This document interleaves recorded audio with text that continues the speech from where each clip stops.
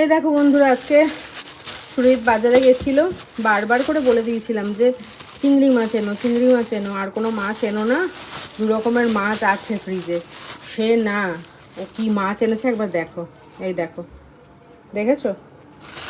মানে আর কি বলবো।